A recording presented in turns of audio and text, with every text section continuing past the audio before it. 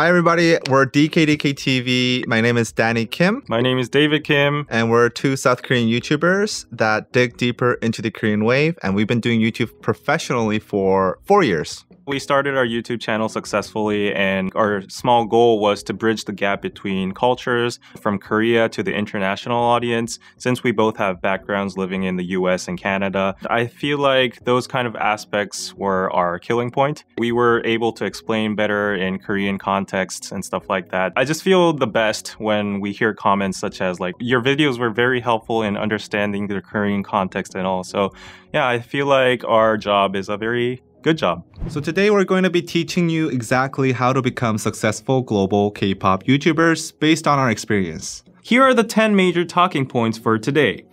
The most important thing is you. How to find K-pop trends. How to make your content original. Monetizing your hobby. How to find opportunities in bad situations. Equipment you need for K-pop videos. The YouTube algorithm. How to handle hate comments. How to be consistent and avoid burnout. The right way to start your channel. So get ready and follow DKDKTV. So when we first started YouTube, we didn't have a camera. We had no lighting. We used our phone. It was a very sad environment, to say the least, because our only source of lighting was a flashlight. We had 2 flashlights that we bought for $1 each. What we realized from making videos in that kind of environment was the production quality. While it does add a lot of sauce to your content, it's not the core of why people watch the videos. We were able to develop an audience despite having such poor production because I guess they liked our personalities or what we brought to the table. Think about the production quality later. In the end, I think the most important fact is your story and your personality that you bring to the viewers. No matter how good your camera is, no matter how good your equipment is, that's not going to fix it for you. We basically watched all the major big K-pop YouTubers out there. We took notes of what the people enjoyed in their content, but also what was lacking from there. We realized that a lot of them at that time touched on the surface level of K-pop or Korean content. We figured, hey, maybe we can make it into a deeper experience. So we decided like, okay, lyric explanations or cultural context, this is what we're going to provide for the viewers. And that really accelerated the growth of our channel. Finding that one small thing that you can make differently than other YouTubers and other content creators is important. That doesn't require any equipment. Now let's talk about the celebrity channels and the legacy media channels. Don't feel threatened by celebrity channels and, you know, channels produced by TV stations or big production companies. Those are 2 different markets in YouTube. There's the people that want well-produced TV-like content, but then there's a lot of people that want the true YouTube experience, which is essentially you putting up your personal videos. I think it's a losing battle for you to be directly competing with these kind of channels. A, they have way more money than you probably do. It's not going to be in your favor. Try to see what niche or what different personality you can bring to the table that's different from these well-produced professional grade channels. I think there's actually an advantage to you not being a celebrity or not being a big TV production because that frees you from the boundaries of what a celebrity or a big TV production can do. For example, they have a reputation to keep. They have boundaries that they have to abide by. You don't have those boundaries. Your limit is endless. Like you can do whatever you want, whatever content you want. That gives you so much more creative freedom, and I think you should look into pushing those boundaries, seeing what those celebrities can't do. And it's a truly liberating platform, so do consider that into account and don't feel threatened about those big production company channels. While I think the most important thing of your videos is being original and being true to your personality, it is true at the same time that YouTube is very trend sensitive. So at the same time, you need to continuously discover and explore what is trending on YouTube or social media. And the best way, the easiest way would be exploring the trending tab on YouTube. They have a friendly trending tab for you and you can see what's going on in the world and what's getting views and not. Try to catch that trend and customize it into your own personality or into your own content. And that's what we basically did for K-pop reactions as well. At that time, K-pop was booming, and then we saw a lot of K-pop reactions popping up that were getting a lot of retention and views. Oh, we're Koreans, we can do this too, and we could add extra value to it because we're Koreans, we can speak Korean, we understand the lyrics, and also we did K-pop reactions. We hopped onto the trend, but we did it differently by providing the Korean context or what the lyrics mean. I feel like that point was the point that the audience was very interested about. Being very trend sensitive also means at the same time that the trend easily goes up and down. We felt like while we were doing YouTube, K-pop reactions were getting saturated. Too many people were jumping on the train. It was getting harder to stand out. Okay, let's develop some new content. We went to the biggest creators, we went to the biggest trends and saw what was trending. There was a channel called Genius who explained hip-hop lyrics. We thought that was genius. And also PewDiePie or Philip DeFranco, they were doing news on the YouTube space or the whole world, and they were getting a lot of views. And we were like, oh, we could make this into K-pop as well. We adjusted that into the K-pop version. We started explaining K-pop music videos and lyrics, and then we started doing K-pop news. It starts out with saying that the haters are starting to get triggered again, and they get triggered so fast that even before the actual fuel is poured, they ignite and burn themselves. Suga is getting tens of millions of views on his mixtape, while Be Free is getting arrested for beating up another rapper because he couldn't. And people liked it because the whole YouTube space was working on these kind of trends, and we customized it into K-pop. And I feel like that's the perfect way to catch the trend and also being original. Once you have an audience or a small community in your YouTube channel, I think your viewers will provide it for you in the comment section. Our viewers come to our comment section and recommend like, oh, this is trending right now, can you cover it? Or, oh, this is really hot right now, can you talk about it? Like, I would really like to see a video about this and that. It could be a very good inspiration or reference to look at.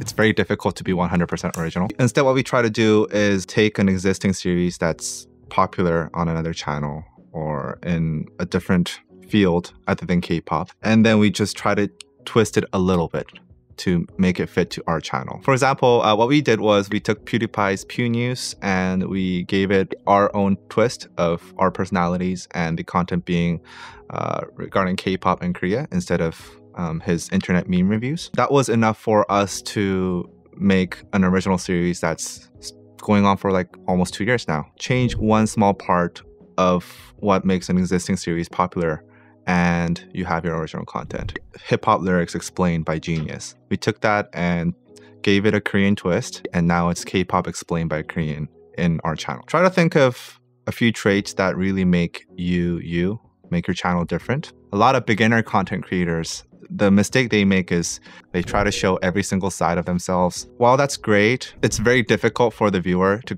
get a grasp of what your channel is about, what kind of personality you have. Try to like list your traits, all your traits and your channel's traits, and then pick a few that you think will really define your channel and really define your on-camera personality. Take that piece of other content that's popular that you really like and you want to replicate and add your own traits and add your own personality to it. That's pretty much the easiest way and also the most executable way to make original content. While I don't really advise you do anything for free, in the beginning stages at least, it's very important to build a portfolio so that you can show to other brands, other bigger brands and other bigger deals that you can carry out an ad campaign and be professional about it. And once you build a certain amount of, cases of how you successfully carried out an ad campaign, then you start asking for a higher pay.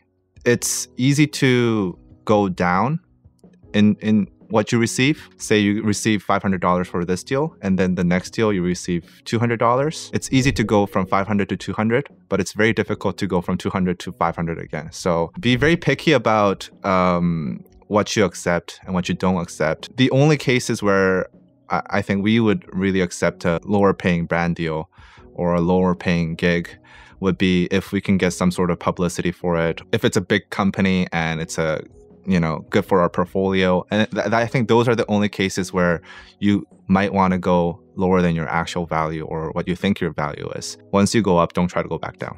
you're not going to earn any money until a year or two. The essential thing you should think about is gaining your influence. Don't focus on earning money. Don't focus on revenue. Just try to make original content that really delivers some value to people out there and attract those people to your channel, because the brands or companies out there will be attracted to your following and your influence. Not only YouTube, but you could focus on Instagram or Facebook and just trying to expand your reach. So I think before you think about generating any kind of revenue, just focus on making content and expanding your influence and subscribers. Interestingly enough, because of the COVID-19 situations, there were some kinds of positive angles as well. For example, there were a lot of challenges that happened at home. A lot of people had nothing to do, so they wanted more content. They craved more content on YouTube. And a lot of creators as well delivered to that demand, and they started making these viral challenges of dancing or doing musical performances at home, and people started live streaming. So I think overall it boosted the content creation and live streaming culture. And also what's interesting is I'm a graduate school student right now, and my professor started filming videos and uploading it on YouTube because we can't go to school physically. So a lot of people in the professional field as well, like professors, doctors, teachers, they started getting friendly with cameras and talking to cameras. Creators in general have increased in number as well. So that's a very interesting phenomenon. And overall, I think it was very helpful for the YouTube environment because there's more diversity and more content to consume. So I think that's an alternative angle that was noteworthy.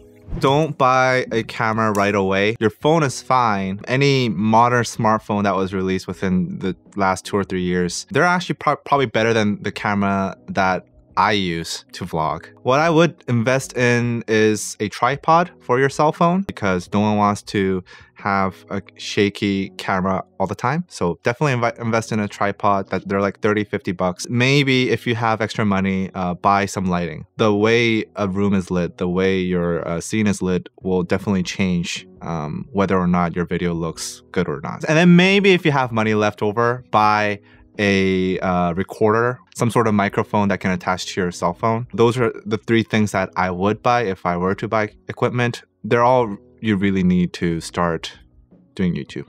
So the YouTube algorithm is probably the most hated or most debated, at least, topic among YouTubers. When YouTubers gather, we talk about algorithms all the time.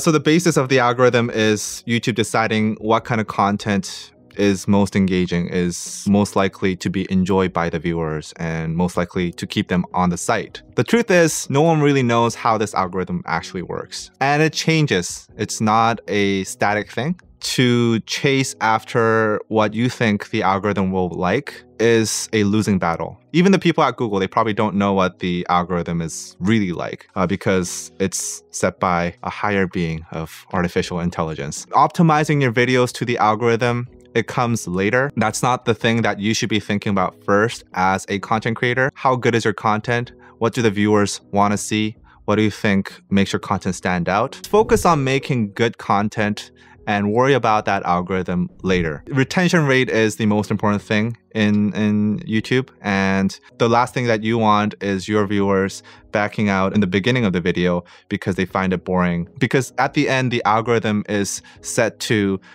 please the viewers, to satisfy the viewers' needs. Essentially, their behavior is what sets the algorithm and what constantly changes it. So don't think about the formula, the logic behind the algorithm. Think about what your viewers want to see. And I think that'll naturally boost the algorithm and boost your statistics. While I totally agree to Danny, content is king at the end, there are small efforts that a content creator can put into their channel or YouTube. You need an eye-catching thumbnail in order for people to recognize your video. And also an additional effort you can put into is researching your analytics tab in your YouTube studio. The analytics tab is very friendly because it shows you where your viewers drop out from your video and where it increases. Other than all those efforts like thumbnails and all, one very important thing as well is SEO. you need to appear on people's searches. There are keywords that lead people to your content, which also means that you need to make your titles very search optimized. If I'm making a video about a BTS reaction, if you leave out the word BTS reaction, you won't be searched by a lot of people. You can't name your video me watching an amazing video. Nobody's gonna know that you're doing a BTS reaction. So it's very obvious that you put the keywords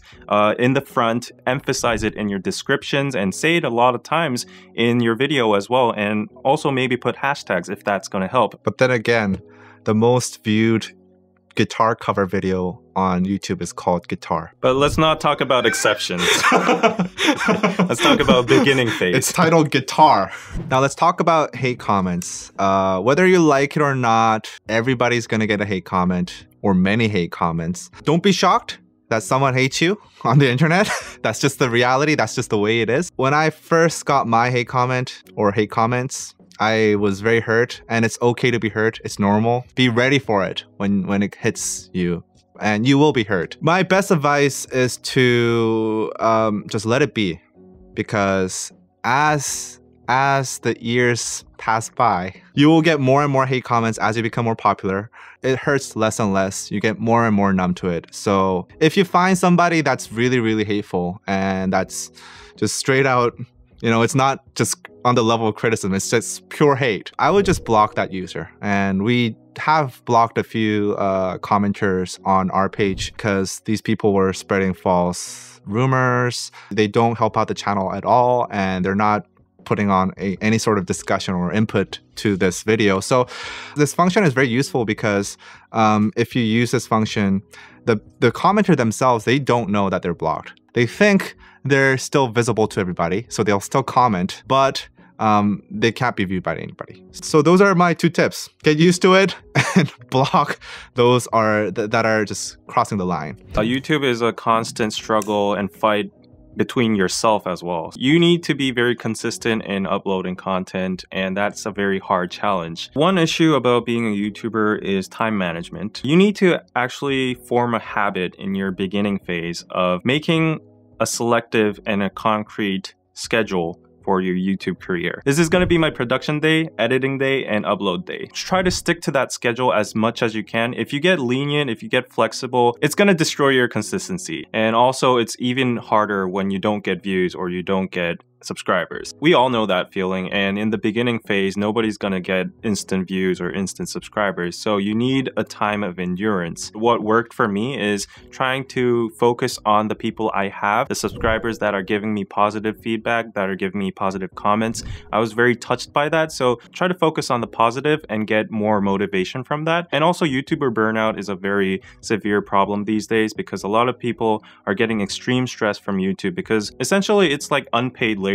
To avoid burnout, there are some useful tactics that are customized for everyone else, but what worked for me is just taking a break, just leaving the YouTube space for a while, just refreshing your mind, get motivated and get energized again, and start doing that YouTube video content creation again. Every once in a while, just take a break.